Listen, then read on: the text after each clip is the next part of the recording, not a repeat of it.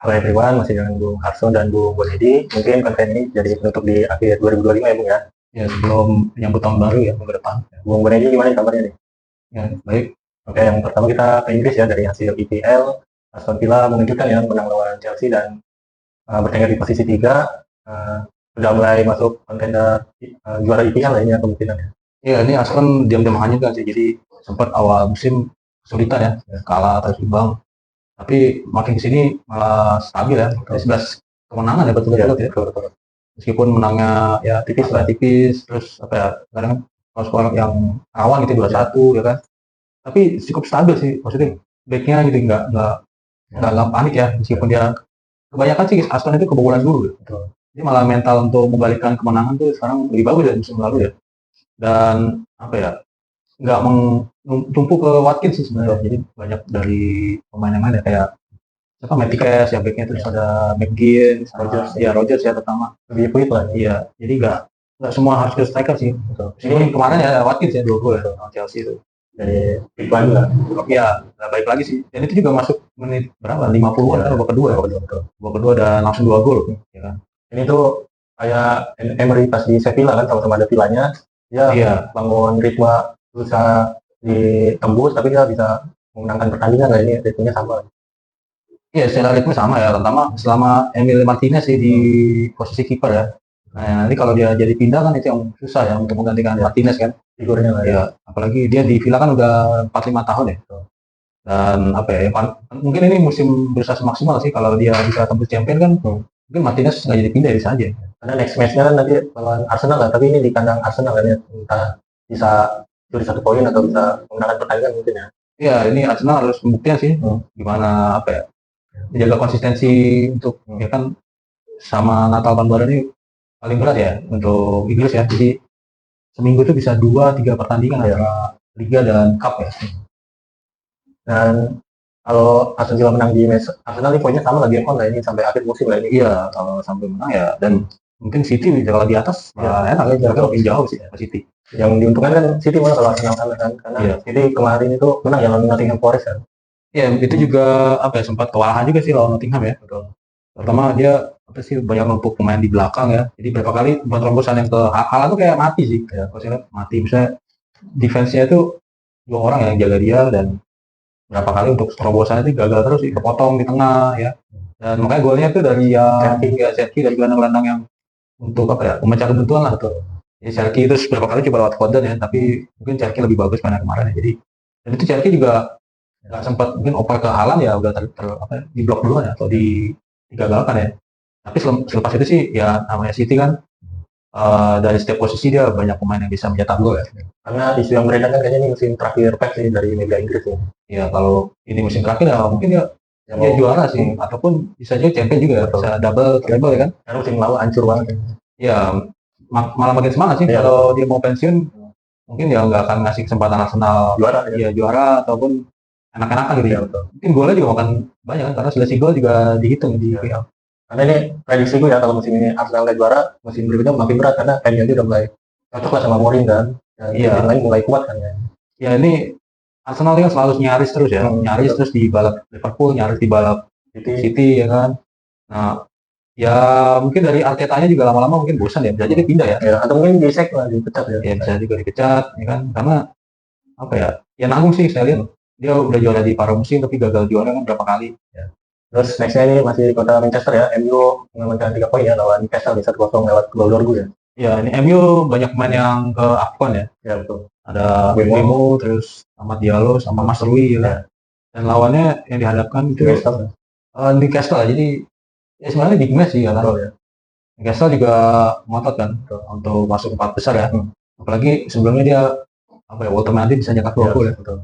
Dan MU bisa clean sheet lagi, itu tuh udah pencapaian sih. Karena biasanya dia kalau 1-0 itu rawan dijadikan 1-1 ya.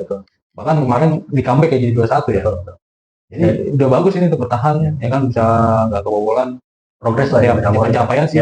Meskipun dia cuma 1-0 ya, tapi kan defensinya berarti kan udah lumayan solid ya. Lumayan.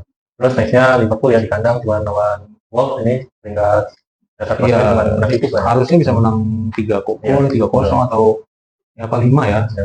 Apalagi apa ya, jauh lah dengan Wolf gitu. Ya. Mungkin Wolf targetnya cuma imbang kan, paling nggak kalah banyak ya. Jadi ini udah prestasi buat Wolf ya, cuma 2-1 ya. Gitu. Udah nggak pernah menang sih kayaknya, hampir 5 Iya, match ya. lebih mungkin ada mungkin 11 atau 10 match ya, dia cuma imbang kalah ya kan.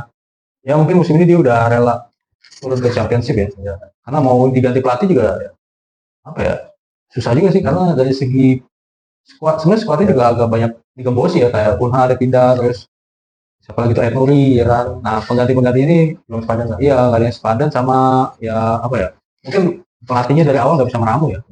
Jadi atau enggak dia milih untuk pas transfer itu yang bagus sih. Jadi mungkin Kunha digantikan dengan pemain yang selevel dia kan, dari Brazil ya kan, Amerika Latin ya, ya. Amerika Latin, sama Ed Nuri juga yang back yang udah teruji lah Untuk defense lah. ya. Dan sayang banget ya ini kalau degradasi dari Ya sayang sih karena musim sebelumnya dia banyak jual pemain, harusnya kan keuntungan ya kan bisa dibalikin ya ke investasi lagi ya.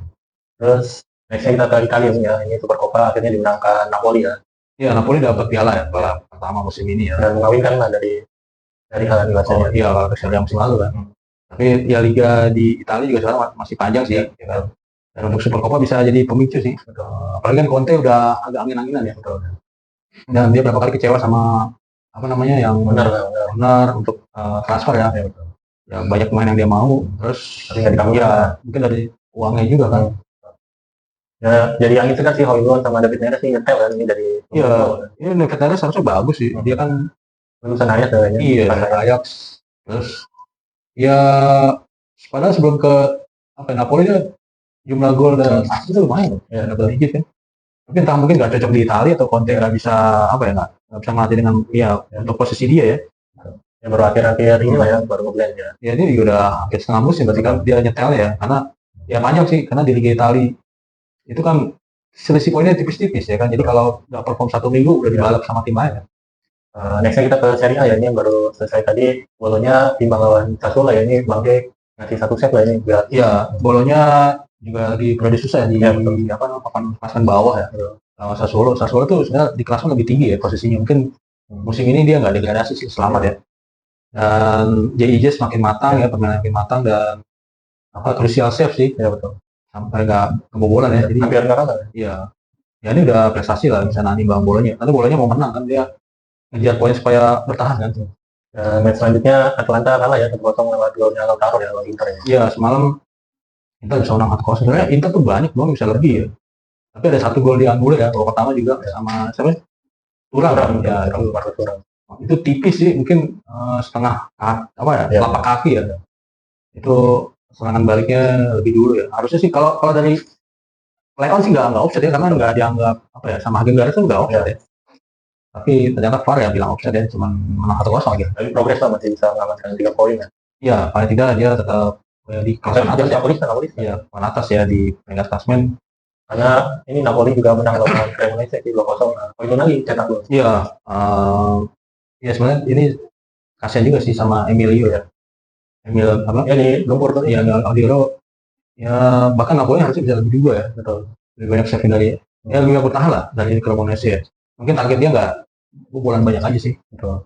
Terus nextnya nih fans lanjut nih Mas Gunedi, gimana nih imbang nih lawan Udinese? Ya apa ya, Udinese emang apalagi di kanan emang susah sih, partai susah, dan Lazio ini dari striker emang lagi kurang sih untuk jadi daya gedor ya. Tapi peluangnya banyak ya. Iya, peluangnya banyak dan sebenarnya bisa menang sih di Angulo ya. Di menit sebelum peluit malah. Ya kan ada handsball ya pas proses golnya kan, tapi wasit bilang sah, dan Lazio juga protes sih, jadi dia semacam demonstrasi kecil-kecilan gitu ya. Ya ini masih seru sih ke depannya ya. Sekarang Lazio masih peringkat 8 atau 7 ya, jadi masih jauh lah dari Eropa kan. Terus nextnya Milan ya, menang di kandang lawan Verona ya 3-0 tuh, dan lebih. Iya, biasanya Milan menangnya 1-0, 2-1, tapi ini bisa 3 gol ya kan.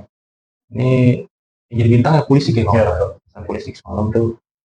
Ya balik lagi ya Milan ke tren kemenangan ya kan. Belakang dia disalip sama Inter kan. Sama Napoli juga. Iya, sama Napoli. Ya, progres lah dari Allegri ini. Iya, karena cuma tinggal di Liga kan, dia Copa juga udah ketiga sih. Setengah musim udah bisa jadi kontainer lah, ini masih 3 besar kok. Iya, sebenarnya bisa, karena pemain juga bagus kan, masih ada Modric ya. Ada siapa, Loftus-Cheek ya. Jadi banyak pemain yang belum maksimal sama Allegri. Dan Juventus menang ya lawan Pizza ini 3-1. Iya, Juventus menang, jadi balik lagi tren menang ya untuk Juve. Itu dia balik pengen ke champion lah. Gitu. Kan selama ini di apa ya? Sebelumnya siapa pelatihnya? Tudor. Iya, Tudor itu banyak buang poin ya. Betul, ya. Tapi dia masih main di Champions kok ini. Iya, tapi untuk musim depan kan dia terancam kan, jadi nggak bisa main di champion. Kalau di luar 4 besar, dia mungkin musim ini champion, musim depan di Eropa gitu. Ya. Ya. Baru ini sih, baru Inggris sama Italia kalau Iya, kalau karena Jerman ya. ini lagi periode tahun baru kan, libur lah. banyak kompetisi libur ya sebenarnya di Eropa dan karena salju juga kan. Ya, musim dingin. Iya. Winter. Jadi banyak mungkin stadion yang Tutup tutup ya kan. Yang isu beredar sih baru Endrick ya, biar lo dia ke Lyon ya. Ya untuk transfer baru Hendrik sih, karena untuk dibuka juga masih tanggal 1 baru sebenarnya. satu ya.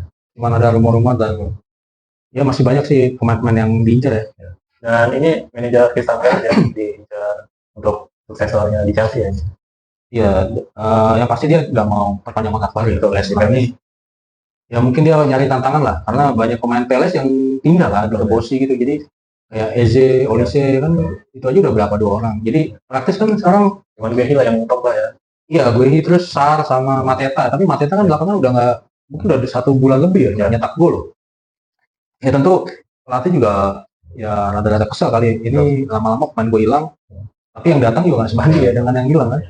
Karena yang hilang itu kan yang key player ya kayak Eze, Olise, akhirnya aja gue ya kan Betul, awal musim ya. sama Arsenal kalau nggak Ya, Liverpool juga. salah.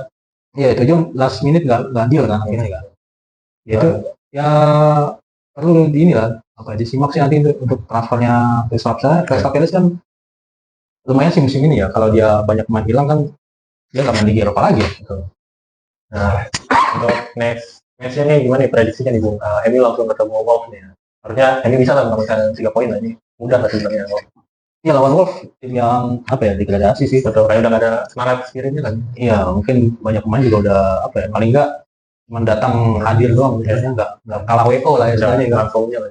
Dan nggak di apa ya cuman mungkin nggak dibantai besar dan nggak kalah WO sih motivasinya Wolves ya banyak pemain Wolves. Ya MU seharusnya bisa menang besar sih. Ya, minimal 3 poin aja. Iya 3 poin. Karena kalau imbang aja udah rugi kan dia Iya. main tiket Eropa kan. Karena kalau menang gede kan juga nambah moral terusnya kan. Terus nextnya Sunderland jamu City lah ini gimana sih? Sunderland sebenarnya Sunderland juga mengejutkan sih musim ini bisa peringkat 7. Dia dari degradasi baru promosi baru apa ya setengah musim sih udah peringkat 7 lumayan sih untuk tim-tim baru promosi kan. Ya, minimal dia menghindari degradasi kan biasanya. Iya, gitu. musim pertama ini pasti akan apa mencari poin minimal lah yang nggak degradasi. Soalnya kalau lawan City pasti mungkin bisa 2 gol ya kayak 2-0, 3-0 ya. Tapi Sunderland juga bisa jadi membobol apa namanya City ya. Jadi nggak clean sheet sih. Karena kayak kemarin aja City kan harusnya lawan Nottingham Forest bisa clean sheet nggak clean sheet ya.